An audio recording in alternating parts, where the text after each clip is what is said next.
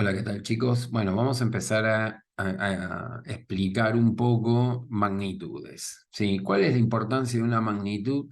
Bueno, en las materias, o en las ciencias fácticas como la biología, la química, la geología, la física, eh, todas dependen de un sujeto que es el observador. El observador es la persona que mira el sistema o el suceso o el fenómeno que quiere analizar. Y él va a definir, básicamente, de todo lo que está observando, qué es lo que más le interesa. ¿Sí? Y para ello tenemos que dar algunas referencias. ¿Qué pasa todo lo que no sería lo que él elige observar? O sea, todo lo que lo rodea. Entonces no perdemos más tiempo y ya vamos a compartir un pequeño power para poder entender un poco más qué es lo que define un observador. Bien, pues, el observador va a definir qué es lo que él quiere estudiar. A eso lo llama sistema. El sistema, que sería el fenómeno que yo quiero analizar, el suceso que quiero analizar, es una parte de un todo, ¿sí? Es la porción que vamos a analizar. Ahora, lo que vamos a analizar está inmerso dentro de todo lo que lo rodea. A todo lo que lo rodea se lo llama medio. Eso es justamente el medio. Ahora, para poder cerrar todo entre el sistema y el medio, todo esto se llama universo, que es la suma de ambas cosas, del sistema y del medio. Esto básicamente lo define el observador, que es cada una de estos elementos. Bien, ahora yo puedo ingresar dos cosas a mi sistema: energía o masa. ¿Sí? Los dos elementos surgidos del Big Bang, la energía y masa, que a veces son lo mismo. Ahora, el observador, como decía yo hace un rato, va a definir el fenómeno que quiere estudiar. No sé, uy, mala mía. Por ejemplo, el crecimiento de una planta y qué parámetros son los que influyen en el crecimiento de una planta. Es decir, qué cosas provocarían que mi planta, no sé, por ejemplo, en este caso, creciese. Elegí un tema como biología, lo podemos hacer con cualquier otro tema, no necesariamente tiene que ser biología, pero me parece que es un poco más didáctico. ¿Qué son los parámetros? ¿Qué parámetros influyen? Los parámetros que yo tengo que elegir son parámetros que pueden ser medidos. ¿Qué sé yo? Uno puede decir, ah, le puedo dar amor a mi planta. Bueno, listo, kill. No se puede medir el amor. No se puede medir el amor. Las cosas no se pueden comprar con amor, diría, parafraseando a Calamaro. ¿Qué cosas sí podemos medir? Por ejemplo, la luz, es decir, acá estaríamos midiendo la energía, podemos estar midiendo los nutrientes, que sería masa, ¿sí? En el caso de este intercambio entre las raíces y el suelo, el sustrato y las raíces. Después podemos estar midiendo una transferencia de gases como el oxígeno que libera la hoja cuando hace fotosíntesis y el dióxido de carbono que utiliza para poder hacer la misma. Ahora, estos parámetros que puedo medir justamente se llaman variables, una palabrilla que ya tenemos medio detectada de otra materia, de otra ciencia, que no es del grupo de las ciencias fácticas, que es una ciencia formal, y ya vamos a ver de quién estamos hablando. ¿Cuáles pueden ser estas variables? Todas las que estuvimos viendo recién, luz, la humedad también, y todas estas cosas que pueden ser medidas es lo que provocan una medición. Entonces ahora que ya sabemos que yo tengo que medir, porque básicamente vamos a estar aplicando el método científico, pasamos a ver qué es medir. Entonces, antes de eso, lo que uno mide son magnitudes, ¿sí? Una magnitud es un atributo de un cuerpo o un fenómeno o una sustancia que puede determinarse cuantitativamente. Es eso básicamente lo que yo podría definir como una magnitud física. Es un atributo del cuerpo, longitud, qué sé yo. Puedo medir, no sé, la temperatura, ¿sí? Un fenómeno, o puedo hacer un análisis de algún tipo de sustancia, de que está compuesto algo, ¿sí? Esas cosas yo las puedo determinar cuantitativamente, por ejemplo, qué sé yo, cuánta sal tiene el agua, etcétera, etcétera, qué concentración de sustrato tiene el piso, el suelo. Y después ahora vamos a empezar escudriñar, a analizar un poco las distintas características de las magnitudes. Por empezar, tenemos dos grupos que se llaman, uno se llama magnitudes absolutas o fundamentales. ¿Qué es una magnitud absoluta fundamental? Es una magnitud que es independiente. No puedo expresarla en función de otras magnitudes. Sí, vamos a pensar al revés. ¿Qué cosa yo puedo definir a través de otras dos magnitudes? Bueno, la velocidad, kilómetro por hora, longitud, kilómetro, tiempo, hora. Esa no sería una magnitud absoluta. ¿Sí? En cambio, el metro no lo define otra cosa. No hay otra magnitud que me defina metro. ¿Sí? Después vamos a ver cómo se define el metro. Ahora, entre estas variables que tenemos, que son magnitudes físicas, estas variables, y los sucesos y el fenómeno que yo quiero, que estoy observando, planteo una correlación, ¿sí? Por ejemplo, si yo agrego una determinada cantidad de agua, la planta crece hasta una determinada altura. O si recibe una determinada cantidad de luz, la planta crecerán las hojas a un determinado tamaño. Por ejemplo, vamos a poner un ejemplo muy típico. Cuando una planta recibe poca luz, tiene que tener mayor superficie la hoja.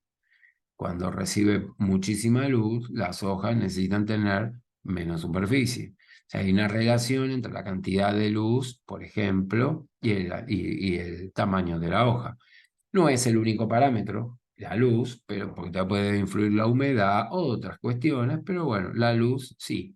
Si uno se fija, cuando va ¿cómo se llama? A la selva, ¿sí? Vamos a ver que las plantas que están en el piso, cercanas al piso, como tienen muy poca luz, reciben de arriba, tienen que tener hojas grandes. Ahora, cuando yo estoy planteando una relación entre un suceso y las variables que estoy midiendo, hay una correlación, hay una relación matemática, ¿sí? Esta correlación, justamente, me da la herramienta, me la define la matemática. Así, cuánta cantidad de luz, cuántos centímetros, es una cuenta, es una función, exactamente. Bien, entonces, podemos ahora definir dentro de las magnitudes dos magnitudes, que son las magnitudes escalares. ¿Qué es una magnitud escalar? Bueno, las magnitudes escalares están representadas por números, nada más que por eso. Sí, son números, es un número real, está representado por un número real, el tiempo. 30 segundos, una hora, 2 horas. La longitud, 20 centímetros, 30 centímetros, 4 kilómetros. Y la masa, 2 gramos, 5 kilos, 1 tonelada. Esas son magnitudes escalares. ¿Qué otro tipo de magnitudes puedo tener? Puedo tener magnitudes vectoriales. Las magnitudes vectoriales están claramente representadas por un vector. Vamos a repasar el concepto de vector. Un vector tiene una dirección, un sentido, ¿sí? Que la flechita hacia donde apunta, y también tiene el tamaño que se llama intensidad o módulo. ¿Qué magnitudes presentan estas características? Por ejemplo, la fuerza, sí, es una magnitud que está representada por un vector, o sea que es una magnitud vectorial. O sea, me tiene que indicar dirección, sentido y módulo. Otra de ellas, me voy a acercar esto acá, ahí está. Otra de ellas sería la velocidad, ¿sí? ¿Por qué digo esto? Cuando uno dice, estuve yendo fui a Mar del Plata a 100 kilómetros por hora, no es lo mismo que volver de Mar del Plata a 100 kilómetros por hora. Ahí estamos definiendo un sentido hacia Mar del Plata o hacia Buenos Aires. O una dirección. Estoy yendo a 100 kilómetros por hora hacia Mar del Plata, o estoy yendo 100 kilómetros por hora hacia Rosario. O sea, cada dirección va a tener implícito dos sentidos, ¿sí? Hacia un lado y hacia el otro. Estas magnitudes, como la fuerza, la velocidad, la aceleración, son magnitudes vectoriales. En general, no está directamente asociado, ¿sí?, con que sean las magnitudes absolutas o no. Pero vamos a ver que muchas de esas magnitudes absolutas son magnitudes escalares, pero no necesariamente. Es como una clasificación matemática de la magnitud. Ahora vamos a encarar lo que es medir. ¿Qué es medir? Bueno, medir es medir una cantidad X, no sé, a lo largo de una hoja, compararla con otra cantidad arbitraria U de la misma magnitud denominada unidad. Es decir, supongamos que yo tenga el tamaño de una hoja y utilice un puño para medir cuántas veces mi puño entró en la hoja, o la distancia entre cuernitos, o ¿sí? Puedo usar alguna parte de mi cuerpo como un parámetro de unidad, ¿sí? Eso sería U, la unidad, puño. Bueno, ¿cuánto mide la hoja? 3 puños. Entonces, cuando yo digo 3 puños, estoy poniendo un número, X, 3, por U, que sería el puño. 3 puños, o 2 puños, 3 puños. Sería básicamente eso la acción de medir. Pero nosotros, en nuestra vida, en lo cotidiano, no usamos características físicas o distancias del cuerpo humano para poder determinar, por ejemplo, una longitud. Sí, usamos lo que se conoce con el nombre de una unidad en particular, que es el metro. ¿Sí? Y ahora vamos a trabajar un poquito. ¿Qué es un metro? Bien, el metro es una unidad que pertenece a la magnitud longitud y la definió un sistema de medidas. ¿Sí? El sistema de medidas están elaborados por entes nacionales e internacionales. Es decir, se juntan personas y definen, bueno, loco, este tamaño va a partir de ahora a ser 1 metro. Básicamente es eso. Dentro de un país se define eso y después el resto de los países se ponen de acuerdo entre todos utilizar el mismo sistema. Bueno, no es todo tan fácil, sí, no es todo tan fácil, pero estas entidades, estas entidades gubernamentales, nacionales o internacionales, definen los patrones de medida para cada unidad. O sea, para longitud vamos a tener el metro, después vamos a ver que hay uno para la masa, otro para el tiempo. En nuestro caso, nosotros nos guiamos por el sistema internacional. El sistema internacional de unidades, y que de origen francés, ahí tienen las siglas, que la entidad se llama Conferencia General de Pesas y Medidas y se ubica en París. Ahí si lo quieren ir a visitar, ese es el edificio donde se encuentra el CGPM. En Argentina, nuestro sistema que adhiere al sistema internacional se llama SIMELA, que es Sistema Métrico Legal Argentino. Y después tenemos los que son menos civilizados, que se llaman sistema imperial, sistema usual de los Estados Unidos y todos los países, como Inglaterra y las colonias, bla, bla, bla, utilizan este sistema. Países sajones, bueno, ustedes ahí tienen una idea, ahí van a ver en el mapita, dice países que utilizan el sistema internacional, son todos los que están en verde, y los que usan sistema de medidas anglosajonas serían Estados Unidos, Inglaterra, ahí tienen Liberia, Birmania, Palau, Marshall Island, en la Micronesia, y Alaska faltó ahí también, algún otro país más. Pero el sistema internacional va a definir lo que se conoce con el nombre de magnitudes fundamentales.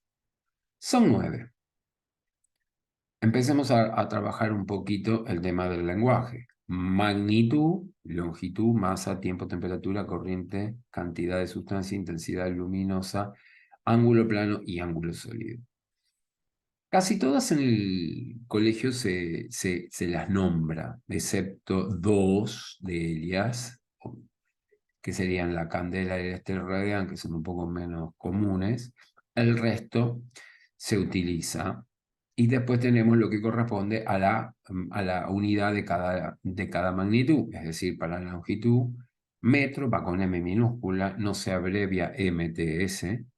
El kilogramo va la K minúscula, no se pone KGR.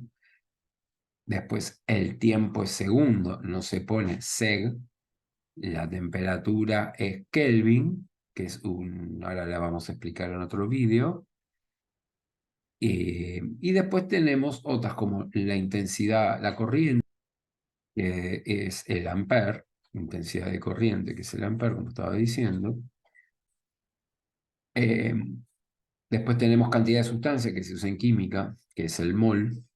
La intensidad luminosa, candela, y el perro, ángulo plano, los radianes, eso se suele enseñar, y el ángulo sólido, que sería como la superficie, casquete, una cosa así, se llama estéreo radial.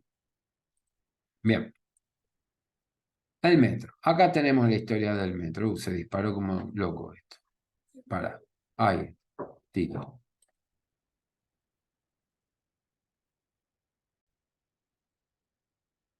Vamos con la historia del metro. El metro, la primera definición, 1793, obviamente después de la Revolución Francesa, se tomó como base la 10 millonésima parte del cuadrante del meridiano terrestre. Ahí tienen. Y dijeron, es eso. Es arbitrario esto, ¿no? Después se hizo una regla de iridio platino. La idea es que no se dilate porque el patrón tiene que tener una característica que pues, tiene que ser inalterable. ¿Sí? Porque el problema que teníamos con las medidas que usábamos de nuestro cuerpo, bueno, a ver qué puño es el que tomamos. Y si yo me muero, ¿qué puño van a reemplazar por el mío? Y habría que cambiar todo. O sea, es una locura usar una unidad que tenga que ver con una característica física del cuerpo humano. Entonces se trató de llevar a un objeto. Bueno, el objeto, claro, si yo lo voy a estar midiendo a 30 grados, los metales se dilatan. Si lo mido a 60, tengo una dilatación mayor. Entonces tendrán que buscar un elemento que cuando cambie la temperatura no se dilate o se dilate lo menos posible. Por eso se eligió el iridio platino. Igual era bastante engorroso porque ¿cómo hago yo para poder calibrar? Tendría que hacer varias reglas de estas características y que sean tremendamente idénticas. Bueno, cuando no existía otra forma de resolverlo, se usó justamente este metro patrón como la regla de platino iridio.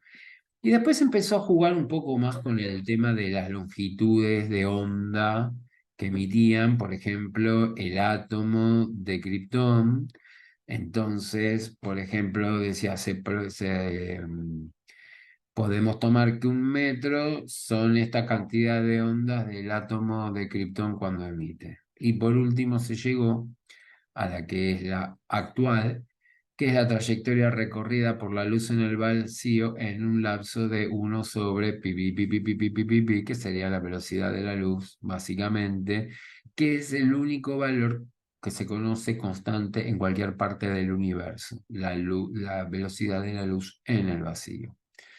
Voy a definir otras también, por ejemplo, el kilogramo, que también se usó primero un cilindro de platino, iridio, y ahí tenemos las características, ¿sí? El diámetro, que el diámetro y la altura eran iguales. Ahí tienen una fotito, ¿sí?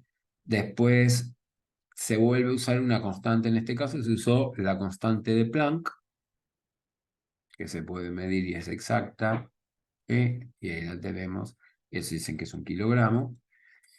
Después tenemos la de Kelvin. O la de Kelvin en un primer momento se tomó como es la fracción 1/273,16 de la temperatura termodinámica que corresponde al punto triple del agua. El punto triple del agua, vamos a tratar de explicar un poco. El agua, nosotros conocemos los cambios, lo que se conoce con el nombre de cambios de estado, los estados de cambios de estado de agregación. Por ejemplo, del líquido al vapor, hiervo agua para el fideo, ahí yo tengo coexistiendo unas burbujas.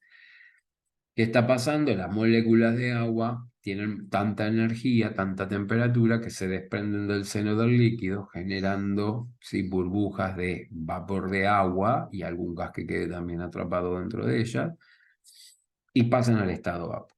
Ahí tenemos dos estados, líquido-vapor. Coexisten dos estados. Después tenemos el otro cambio de estado, que es entre el sólido y el líquido. Saco el hielo, que lo tengo a una temperatura menor a 0, lo dejo afuera. A medida que va pasando el tiempo, el hielo pasa de sólido a líquido, ¿sí?, hasta que queda completamente líquido. Otro estado de agregación. Pero los tengo separados por 100 grados de temperatura, cada uno en su estado de agregación, ¿sí? La fusión del agua se lleva a cabo a 0 grados centígrados, mientras que la ebullición a 100 grados centígrados. Eso sucede nada más cuando la presión a la cual yo tengo sometida al agua corresponde a la presión atmosférica normal, que son una atmósfera o 760 milímetros de mercurio, pero en la antigüedad se usaba esa presión, o 101.325 pascales, que es la presión la unidad de presión que se mide ahora, o 1013,25 pascales. Mientras que esa presión exista, el agua hervirá a los 100 grados y se condensar, se va a solidificar o se va a fundir a los 0 grados. Ahora, hay otra presión distinta donde la temperatura de ebullición y la temperatura de fusión sean la misma. Es decir, donde yo pueda tener lo que se conoce como el punto triple de agua, ¿sí? Esa presión y esa temperatura justamente es esa fracción que corresponde a lo que se llama el grado Kelvin. Toma, listo. Después, obviamente, se lo cambió y usamos la constante de Stefan Boltzmann. Boltzmann era un señor que encontró una correlación entre la temperatura y la energía que tiene una molécula, ¿sí? Después vamos a ver que en realidad la temperatura es el grado de agitación térmica, es que tan rápido se mueven las moléculas. Y él consiguió una ecuación que relaciona la temperatura con la energía cinética, y para eso uso una constante K que lleva el nombre de Boltzmann, y que es ese número. Y con eso se define el Kelvin. ISIS. En el sistema internacional, ¿sí?, también se toma como adopta, ahí tenemos las fechas, el grado Celsius como de su grupito. O sea que los rancios que van a Yanquilandia to You, que usan los Fahrenheit, y se usan los Fahrenheit, los usarán allá. Pero acá, sistema internacional, Alemania, sistema internacional, Francia, sistema internacional, China, no sé, Rusia, no sé, qué país quieran, sistema internacional. Segundo, la escala de tiempo de los astrónomos, fundamentada en las leyes de gravitación universal, servía para definir el segundo hasta 1967 y se definió como el intervalo de tiempo al cual ocurren ese número de oscilaciones de onda electromagnética que corresponden a dos estados específicos del átomo de ceso C133, Tuki, ahí lo tienen, y básicamente lo que miden es eso. Entonces, en el tiempo que pasan esas oscilaciones se llama segundo. ¿Qué más tenemos? Sistema internacional. Bueno, acá ya se empieza a picar un poco. Porque ustedes calculen que el sistema internacional se lo empezó a agitar en 1793, después de la Revolución Francesa. Existieron modificaciones, la gente antes medía hasta poderlo hacer ahora que es mucho más, está mucho más estandarizado, tuvo como otras cosas entre medio, se generaron otros tipos de sistema que coexistían con el sistema internacional y que de a poco el sistema internacional lo fue absorbiendo, reabsorbiendo y hasta ahí ahora la idea es que está con el tiempo desapareciendo. Dentro del sistema tenemos lo que se conoce como los sistemas másicos. Estos dependen de la masa. Vamos a poner, el sistema internacional se llama MKS porque en la antigüedad el sistema internacional lo habían definido a través de tres magnitudes fundamentales. Acá hay una historia que era el metro y el kilo y el segundo, y de ahí toma el nombre MKS.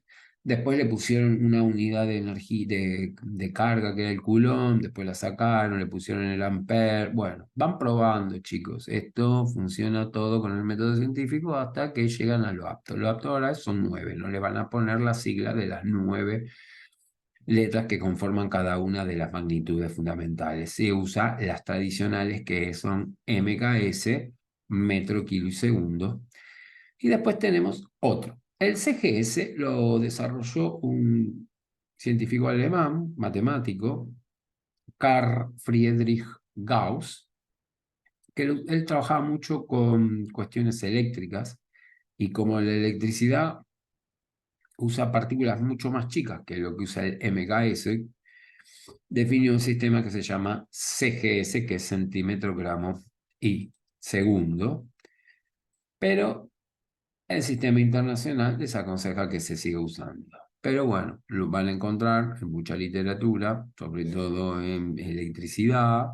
El ampere no, el ampere, que es coulomb sobre segundo, el coulomb del sistema internacional, pero en electricidad, los que vayan a ver la electricidad van a ver UES, unidad electrostática de carga, qué sé yo, tienen las DINA, después los vamos a ver porque vamos a trabajar un poquito con ellos.